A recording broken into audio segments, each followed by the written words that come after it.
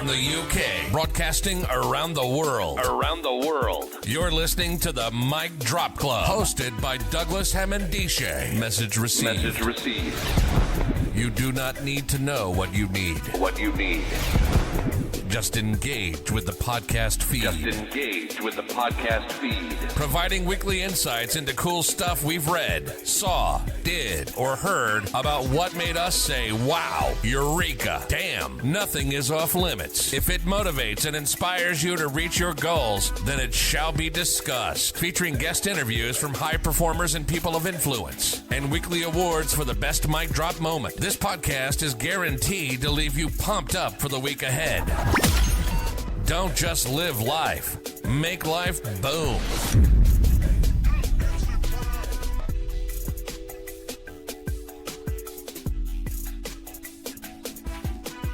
Hi everybody, it's Douglas Hamandishe with another episode of the Mic Drop Club, your Deputy Mayor of Medway in collaboration with MVA. We're here today to talk all things about voluntary organisations and how best can we amplify the voices. And now who better to have to the table, to this platform than Munya. Munya, how you doing?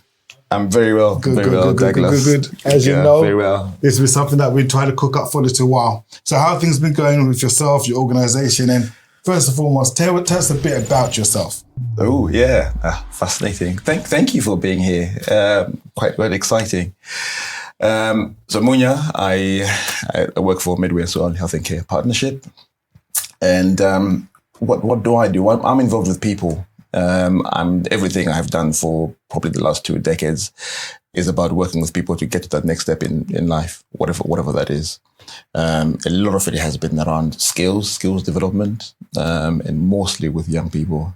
So kind of started off in the connection service many years ago, some people might remember, and progressed into a whole lot of other things, and joined the NHS nearly 3 years ago, but still amplifying the whole thing about careers and skills and volunteering. And volunteering is absolutely a massive thing for me as well. So that's in short, that's what I do. Fantastic. And when we talk about skills, are you seeing, particularly the younger generation, a deficit, a disparity between those who have and don't have? And what sort of skills should we start to encourage young people to develop and cultivate for the digital age that they're in now? Oh, yeah.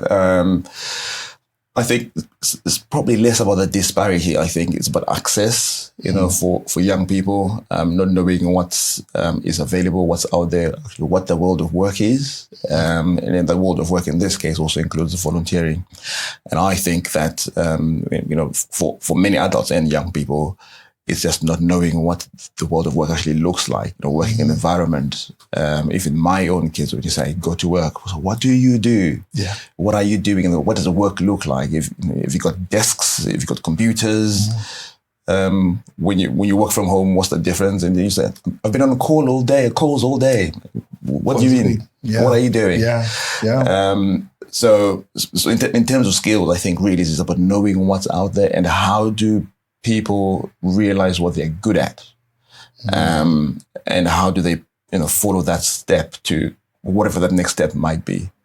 And I think we need to nurture, support people to gain and realize the skills that I'm sure they have and that they need to develop. There's something there you said that really stood out, and that was this helping to identify what people are good at. So there's an element to me about drawing out of an individual, something that may be dormant or never knew existed. 100%. So talk me through that approach. What does it look like? If you've got somebody, a young person saying, I don't know what I'm good at, how would you address that or challenge that? Yeah, and that's the same as well for many adults. You have been in the digital space for a very, very long time. And I would say, that's not my space of comfort necessarily, but I use digital skills, but perhaps not in as much as you would do. But a lot of people will say, I don't have skills for this, I don't have skills for that. But, communication, for example.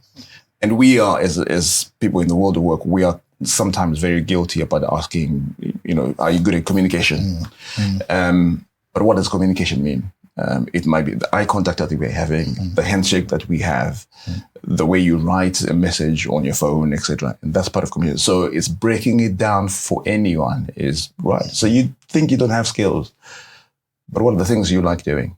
What do you think you find challenging, struggle with? So how can we work together to get to that next step of developing that particular skill? If that's what you want, or sometimes it's just saying, let's take a leap. Let's try it. Let's see how it goes. Challenge somebody. Help them to challenge themselves. Yeah. And so, what sort of resistance can you expect, or have you received, and how you've managed to help them turn the page? You just use the word leap, which is a word I absolutely love. I grew up on video games, so Frogger, I'm leaping from in my imagination from, toadstool to toadstool. So how do you, challenge? Let's get down to the nitty gritty, the most resistant type situations. Like, what would be the approach? I think everything is about the conversation, and then the trial and error. You can, I suppose, aspire to doing something that is much more difficult, but also, look at the I'm going to say the small things, the really granular things. It might be, somebody says, I don't know how to write an application form or a CV. But you don't start with a lot of content on it. You start by writing your name on it, and then you start talking about skills. Let's talk about skills, and that normally people struggle with. Kind of list down the skills that you have, the good things you've got, and so therefore you then break it down into, what about mom and dad? What about your friends? What about your coach? What about your drama person? What do they say about you? And then you start to write down all of these amazing things that they have, and then you help them realize that there's a lot more to it than it. I think it's more to do with how you ask the questions. It's always open questions. To enable people to come up with their own thing, whatever that is. Sometimes I call it asking stupid questions. And I might have an idea of what the answer is, but by somebody else vocalizing it, then they will realize where they're going with it. Yeah. And so what sort of techniques do you have that I'll say are unorthodox, that may be born out of your own experiences, coming from Zimbabwe, and how we engage young people? Are you bringing some sort of cultural flavor or nuance to the discussion that allows you to engage in a more unique way or individualized way? Yeah, and I grew up with my grandparents. I grew up in the rural areas in Mashonaland East, closer to Mozambique, in Zimbabwe, with my grandparents. And you could call it a tough life, but at that time it seemed tough.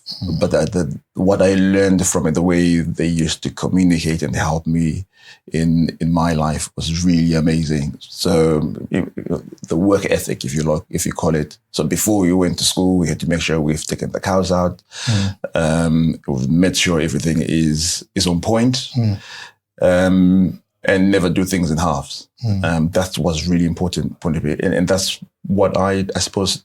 Naturally, I suppose it almost comes naturally to me. I guess it comes naturally to me.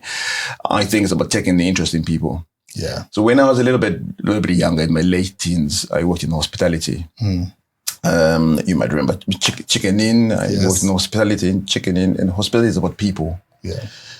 And I believe that everything you do has got to be about customer service. So in healthcare, we might call them patients, but they're still, in some sense, customers. In any environment, about providing the best service you can, and that has to come natural to you. And those are my skills. It's about taking an interest in people and being genuine, and wanting to. I don't necessarily like using the word I want to help, but I want to work with you to get to that next step. I might not necessarily be helping, but you might be helping yourself. But if we work together, because I'm learning, and whoever I'm working with, hopefully they're learning too. You are so much more. MicDropClub.com. Make life boom. That's a very unique perspective, I would say. And probably a prerequisite for anybody that wants to work in the caring, volunteering sector. There's a thing that says you must like people or be interested in people, first as like a prerequisite. You have to love the potentiality of human beings. And I spoke to Dawn last week, in fact, and we were talking about that same premise, this love to see people actualize or be on the journey of self-actualization. It's a beautiful thing. I've seen moments of that in the care work. I've done a bit of nurse for 23 years. So, wow. Helping people with long stay, depression, anxiety. If you can turn the knot just a little bit and you see that shift in the way they walk, they talk, and their aspirations, that's the most beautiful. It's an honor to help people on that. Is that how do you encourage people who might have that potential in them to actually come and join you on this journey so that you can help build out these services?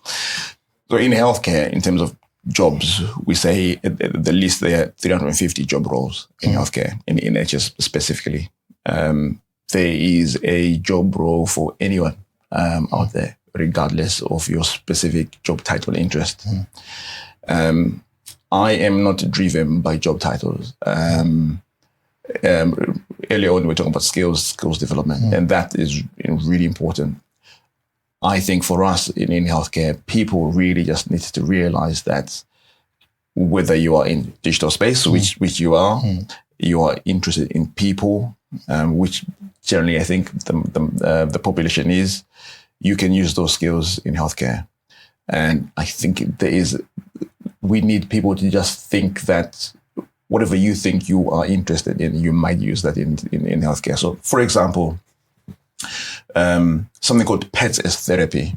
So we have volunteers with pets who can come into our healthcare environment, whether that's a care home or a dementia ward in a hospital, who will bring their pets, and patients, people will work with those and engage with those. And that therapy is just amazing because they really love the pets, and the pets does something quite significantly different. We have youth volunteering programs that young people can come and do what we call meet and greet, literally standing at the front of the hospital and directing people to where they go. But, initially you're starting off just by talking to people and say, where are you going? Can I help you? And remember, if somebody's coming into a hospital, the person who's in the hospital isn't there on holiday. They are very poorly. And that person who's coming in is probably really anxious about many things, maybe angry too. Yeah. But the conversation that you have with them and show them that the way you're going in this massive hospital is really right here. You help them to calm down. And that feeling, you cannot replicate it. No. And it could be gardening. It could be a whole range. It could be in digital, like I said, you could do podcasts, radio, community radios, or whatever. There's so many things that people can do in healthcare. So for us, really, it's about enabling people to see the potential of what else you could do, regardless of your specific interests. Yeah. And you can use that in healthcare. Brilliant. The fact that there's 350 different job variations. I really like the fact that you mentioned that you're not particular about job titles. Me too. I've never been one that gravitates to any particular job title. But if I could just hug the lane on digital, that's my thing. And I think there's an interplay between what we're going to be talking about here, what we have been talking about here, and that is the skills for the digital age. And what do they look like with the rise of, say, AI and all sorts of things. We look at, say, the meta skills that individuals need to cultivate so that they become viable. Yes. What can we do that AI cannot replicate? And you've touched upon some of the fundamentals here, which is about communication, being able to talk, being able to be sincere and engage with people and find out what it is about them, from a point of interest, which is key. So some of the meta skills I try and encourage people is, how can you become AI proof in that regard? And first one is your communication skills. Second one is being able to dream. You know, I'm a big believer in people actualizing on their dreams. So, and that the blocker tends to be, I don't have the skills. Because working with young people, particularly, I've done a lot of years and I still work across camps. Young people say, we've got this experiment where we say, think of something so big. Think of the biggest, brightest goal you could have in your life for yourself. And these are young people that are coming from very challenging backgrounds, economically deprived, broken homes, you know, mental health issues, substance abuse. And you can watch them and you can see the eyes light up and they dim in microseconds. You got to really pay attention to what's happening there. And you can only do it when you create that environment of trust. Yes. Because you do it straight away, it doesn't work. You have to, after you know you've got trust relationships in that, think, relax, calm down. Think of the biggest goal you have for yourself. And they'll whatever they respond by will kind of give me an indication as to, you know, do they have a poverty of thought and aspiration? You know, because sometimes they come to suggest very menial things, very low. I said, no, it has to frighten you. Yes. If it's not going to frighten you, it doesn't qualify. Yes. And again, you see the resistance. You're hanging there with this exercise, and they'll be uncomfortable with it. Then the time for when they say they've got their idea, I ask them to count the seconds before the negative thoughts come in. Right. And then also to write down what are these negative thoughts. Okay. You know, and it comes like within a second. Okay. It was for most people within a second say, I want to be the president. But I'm a female, I'm black, I've got no money, no education. And these are the skills, guys. This essentially is talking about skills deficits. Yes. You know, and then I use those things. Okay, let's now stay in that lane with all these things that you need. And let's think about, okay, how can we then move you in that direction and support you? So meta skills is the one I really go for. And some of that you're describing just now is yes, I might want to become a president, but perhaps that's not going to happen for a few years. So what can we do? Small steps to get to that point. Because you've got that dream, so you work towards it, and we can work together to support you to get to that step. And you mentioned AI, you know, about a trustee at other organizations, Kent Community Foundation, for example, and we work very closely with the MVA, and we have started to talk about AI and how people might use AI in things like grant application forms, etc. We're not going to escape that, but what it doesn't replace is absolutely the people element. We know the population. You know, people know the population. Everybody knows what they like, and you can't necessarily replace that. There's some of that tech bit can be to facilitate something, to do something quicker, but you can then change a few things because you know your area of expertise much more than anyone else. I mean, the AI will be picking up from everything that's around there, but you can't say, you know, in New Road, in Chatham, because you know that particular area. But tech this is your area of expertise, certainly not mine. But how do we use some of the tech for good? And there is a lot of tech for good. Yeah. I'm also STEM ambassador, science, technology, engineering, and mathematics. So it's about engaging people in understanding what STEM is, what technology is, what engineering is, and broadly whatever else that you can embed in supporting that your life really, or whatever programs you want to work on or work with. There's always anxiety when something new comes in. Yes. And this has been going on for a while, and you know we have got to embrace it, and actually we've got to learn to use it. Yes. And actually, in the world of work, we are using it a lot more. My son just wanted some VR headset thing for games now. Costs an arm and a leg. Yeah. It's like if you buy me this, you don't have to buy me that. And arms even, yes. And you know they are using the things we did not have previously. Yeah. But you can then embed a lot of other exciting things in it. Correct. Because my salient point is tech is always evolving. Yes. But skills that we need to cultivate to make best use of.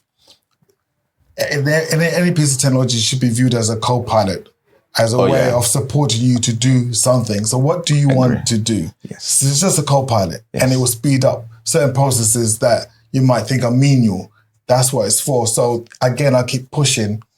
Skills are more important now than ever before. That ability to have that dream, address your skills deficits, and actualize that dream, that's a skill in itself. The skill of being able to communicate and resonate with different personalities is a skill. With the skill of motivating other people and being able to work with ambiguity, work with across teams that are desperate, different locations. And none of these skills I've mentioned have nothing to do with technology. They're nothing. These are the things that typically are unquantifiable. Yes. But they're now more important than ever before. The humanity, being human and embracing your humanness has never. So anybody can do it for any position. Then learning the technology is, once you know what you want, it's fine. And you described that very, very well. I think when we talk about skills, if we want to list specific things, we've done many projects. I'm sure you've done this workshops with young people. And, what are your list down your skills? You want to do a CV. You're in year 10, 14, 15. You want write down your skills. And normally people start. I'm good for football. I'm good at drama, etc. But actually, what you're describing is the key point. Is your ability to think broadly about things, the broader conversation about communication. What is that communication? And those are unique. So the ability to, I suppose you might say foresight, thinking about if something like this happened, what might be the consequence or the outcome. And those are all skills that we need to be developing and thinking about. But it takes a while. It doesn't happen at 14 or 15 or 7, age 7, you learn that through your life. So for me, I'm always trying to think about what are the things that you can continue to develop? What are the things you can do as a young person, particularly, to have this knowledge? So when we say volunteering and youth volunteering particularly, we say to young people, yes, the CV thing, etc., etc. That's the common. People always talk about the CV, but look at yourself intrinsically. What do you think you might gain from volunteering, apart from the things that you might need for a job or an apprenticeship or investor or whatever in the future? And those things aren't easy to quantify. So, and those might be, I feel happy because I have done something really good today. That intrinsic feeling of feeling happy is replaceable. I had a young person who says, I realized that I'm spending a lot of my time at home. And so I decided I'm going to get into volunteering to go away from just being at home and engaging with the other public because I wanted to network and engage with people. Now, networking, it isn't something that people will write down as a skill. But with that, we made somewhere else at an event that, I didn't know you, we didn't know each other. And, so brother is a deputy mayor. And I'm like, that sort of network is incredible. Absolutely. And it's difficult. Let's put out there whether you're extroverted, even more so if you're introverted to network. By the time you come back home, you're physically drained. You can sleep for 2 days. You're outside your comfort zone. But you also mentioned something about foresight, and I wanted to pick up on that. Foresight is incredible, and also having this sense of self-belief that you matter. And I'll pick this up when I'm talking to you that you value your relationships. You want to be in partnership, and partnership comes from the premise that you're equals. We're equals based upon maybe our academic profession in the role that we're in. And the young person is an expert based upon their lived experience. And you two coming together can create something truly unique. And so where foresight comes in for me, which is so, when you said that, I was like, wow, that is it. It's because foresight says to an individual, whatever experience that you have, you can then apply it to another situation. And this is this cross-fertilization, the pollination of ideas. So if somebody comes from a broken home, negative background, you know, poor outcomes throughout their life, poor metrics across all their grades, that experience, if you move that experience into another environment, what can you translate that into? What can you transform that into to then leverage and rise up? Because we're surrounded by that evidence. There's a lift in this building. A lift, if you go back 100 years ago, 200 years ago, 150 years ago, could never be built. Yes. Why? You had mechanical engineers. They never spoke to electrical engineers. Yeah. They're never connected to now. They were separate. But somehow somebody decided to connect their understanding of mechanics into electronics and computer. And that's why we've got everything's advancing with that mindset of take my experience and if I put it here, create something new or something innovative, transform. You know, getting young people to understand that they are valued. And the people at home as well, because of that, you know, age difference, and then because of that, the parent element of it. I've got three young children, very vocal sometimes, and my knowledge and understanding and obviously how I grew up is very different from how they are growing up as young people. And so we need to have, I'm going to call it parent and child education, parent and child learning experiences. And so a lot of the times for me is how do we bring the parents and the young people together to do some learning together if they're exploring, especially if they're exploring careers and skills, because the world of work is incredibly challenging and different. And then sometimes we will have generations of people who are working in one particular sector, whether it's, you know, what could be healthcare or finance. And it tends to be that children might follow similar pathways. If your parents were teachers, you might continue in teaching. But it doesn't mean that that's necessarily the area you go into, but because your influence is surrounded by that. But if we get the parents to learn with their children something different, if you know you want to become a teacher, great, fantastic. I want you to think about, what about something else? You know, explore something else rather than continue to pump you with information about teaching. Let's show you something slightly different, but maybe similar in a teaching environment that you haven't necessarily experienced. So we need to make sure that whatever we are doing, the parents are also on board and we're also teaching them. Yes. And grandparents, you know, I say parents, really it's about people at home, whoever's at home. Yeah. And let's provide those experiences. The more we can provide those experiences, the more people will see different things and learn different lifestyles, and those experiences really, really, really rewarding at the end of it.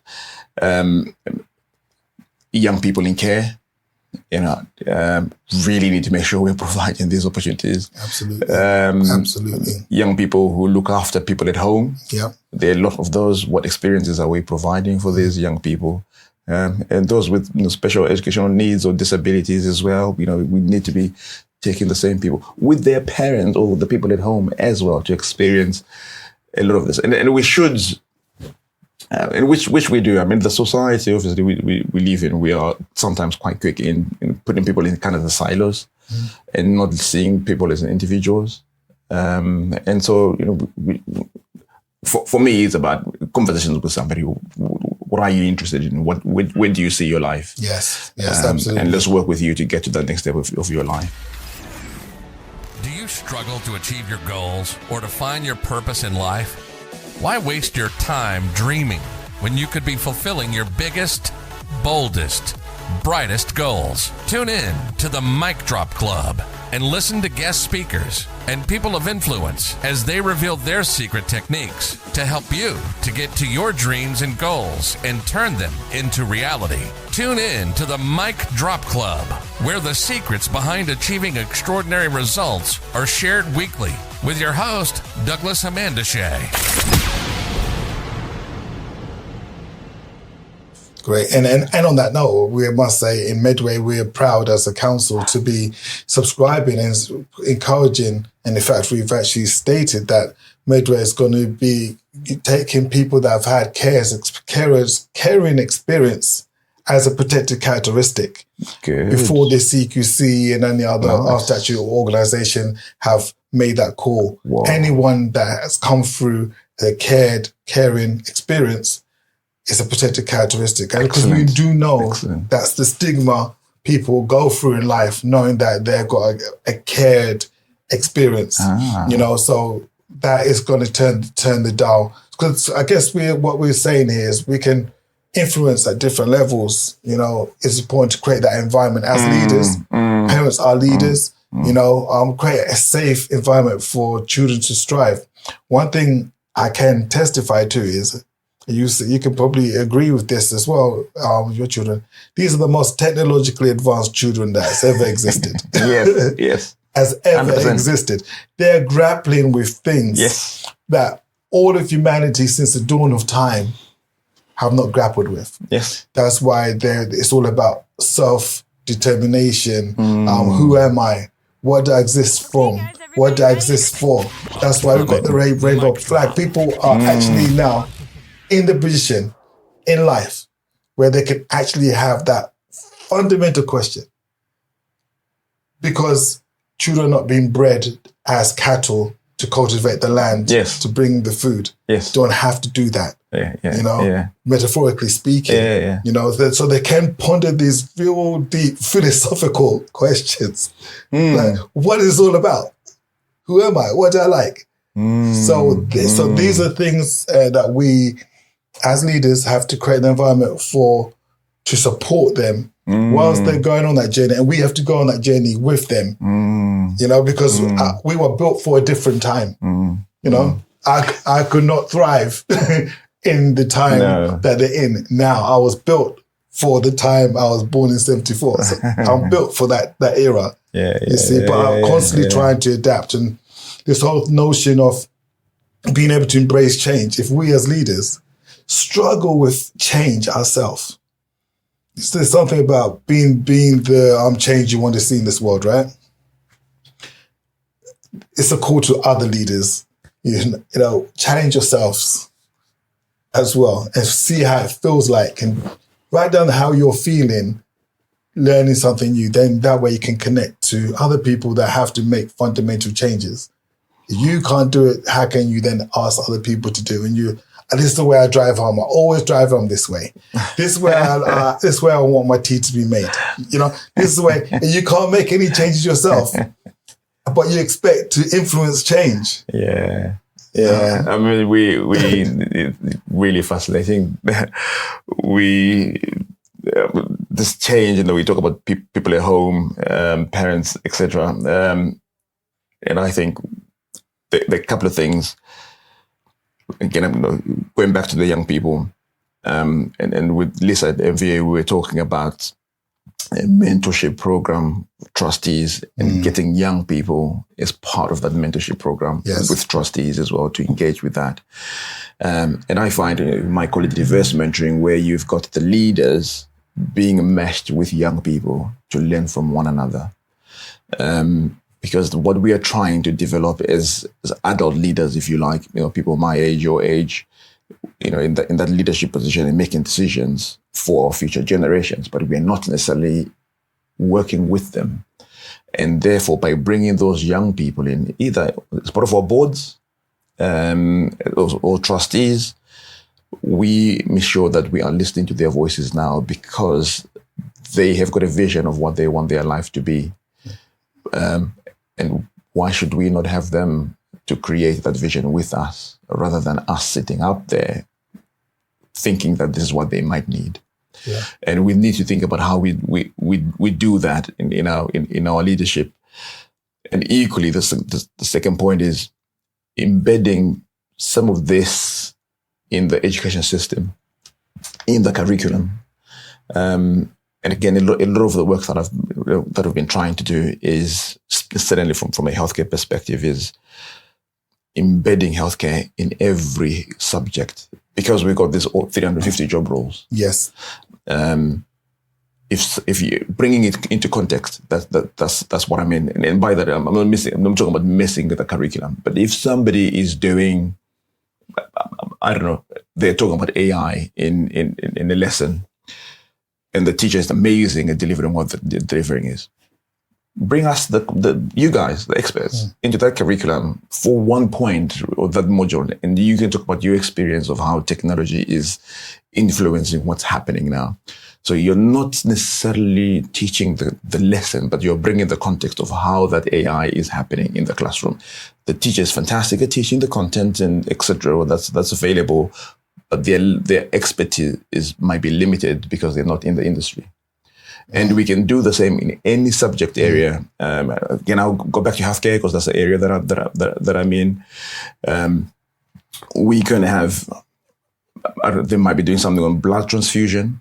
Let's bring in blood transfusion specialists at some point in the lesson and talk about actually this is what we do now. Yes. Rather than this is what used to happen based on a book that was written a few decades ago, because that context is different. And by embedding these people in the curriculum, but we're also educating to an extent the teachers who are amazing at teaching what they do, but you're bringing the real context into it. Yeah. And that's really, again, quite important. So we are working with our wider partners to deliver all our core messages, and helping young people to understand what is going on in the world of work.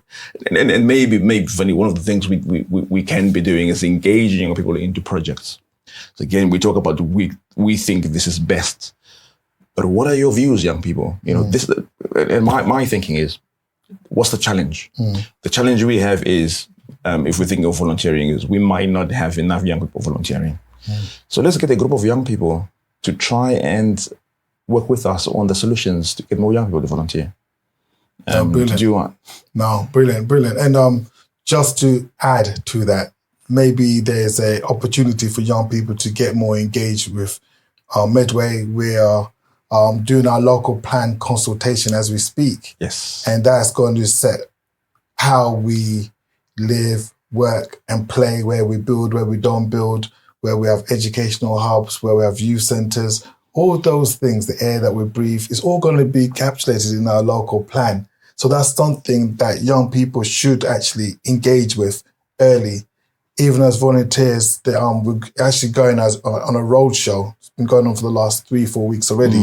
But if you go to Medway Council's website and type in local plan, you can see where the exhibitions are, where the public engagement conversations are taking place. And young people should be encouraged. Go there. This is what's happening because this is their vision. Yes. We as leaders create that environment, and I really like the fact that you're reframing it or you're resetting what it means to be educated, because you're having contextualized programs. Yeah. So the theory is one thing, what's going on the ground is another. And what I know from working throughout the pandemic and understanding better the social determinants, the determinants of health, are far-reaching. Health is in everything. In every industry, there's a component of health. So being able to sow that seed in early, will reframe what our educational programs, so that it encapsulates that. So I've been fascinated with this discussion. And is there anything that you need? What are your biggest challenges in terms of getting access to volunteers? And how can we help you address that? Just a little bit before I get into that, I've done my part on the Medway plan. Oh, fantastic! I was surprised how easy it is actually. Yeah. I mean, obviously you got to read the documents, etc. But how easy it is to contribute to that plan. Yeah. And then in Medway, through the Medway Health and Care Partnership, where we are working with the statutory bodies and voluntary sector, and MVA, our core partner, for example. What we are trying to do is address those wider social health determinants, because we believe, so we have a program called Social Regeneration, which it really aims to do that, working with our wider partners, not just the healthcare or statutory organization, but private as well, and voluntary sector, like I said. because we believe we can really influence 20% of people's health outcomes. Kind of your GP practice, etc., all the other clinical services. But the 80% is the other wider health determinants. And so, for example, through volunteering, like we talked about earlier, that intrinsic good feeling you get, you cannot replace it. Absolutely. And that feeling is a health outcome. It's a positive feeling, not just for you. We know that through research, because young people are volunteering and doing this, the people at home are actually feeling better and much more positive. So it spirals, not just to one person, but to people at home as well. These young people are working with patients, well, not just young people, anybody who's volunteering is working with our patients. And those people, the patients and the people's patients that they're working with also feels better. Their recovery rate is quicker because they're happier. And those are wider social health determinants that you can't mitigate through clinical interventions. And that's really, really important. What I will say is, I know people want to get involved in volunteering. I think sometimes we just need to reframe what volunteering is. We need to create different opportunities to volunteer. The narrative of volunteering tends to be, let's go and clear up a garden or do a litter pick, which are all fantastic. And some people don't really want to do that. They want to do something different. In the digital space, like you are, this is it. What you are doing is part of that. Absolutely. But and it can be much broader than that. We talk about pets as therapy, but it can be almost anything else as well. So sometimes we just need to come with their ideas, and we work with them to develop those ideas. Volunteering. We need to take away some of the misconceptions of getting young, especially young people who are under 18 on board. Thinking about things like DBS services, thinking about insurance, etc. We need to take away some of those. But also maybe we need to be, and we're talking to Lisa about volunteer mentors. So in the work environment, normally everybody has got a line manager of some kind. So if you're volunteering, you probably need a line manager, but let's call them volunteer mentor, that helps you and shapes you and guides you when you are doing your volunteer activity. What that does intrinsically actually is support that person who is the mentor to develop those skills of line managing somebody, especially if there's somebody who hasn't done it and they're on a pathway to their own progression as a team leader or manager or CEO, whatever their plan is. So we can do it. So I think we need to continue talking. Yes. MVA is here to support the infrastructure side of things, and we can come up with some creative and fascinating ideas to get people involved in anything. Medway and Swale, I will say, because I work in Swale as well. Yeah. We have a huge population that needs our support. But with what you do, we are on a high. Fantastic. And we don't have to wait for another Olympics. There's a last big push for volunteers, and that was excellent. We lost that momentum. Yes. I believe we need to get back to that energy, that passion, and really value what volunteering does 100%. for the wider community and the individual that's actually doing the volunteering as well. 100%. It's such a noble thing to be doing. And we look forward, Munya, to have another conversation. Thank you very much for coming to the Mic Drop Club. Thank you very much. Thank you so much, Douglas. Thank you. Cheers. Yeah. Thank you for listening. Don't forget to check out micdropclub.com and get the show notes and useful links. Subscribe to the podcast. Don't just live life. Make life boom.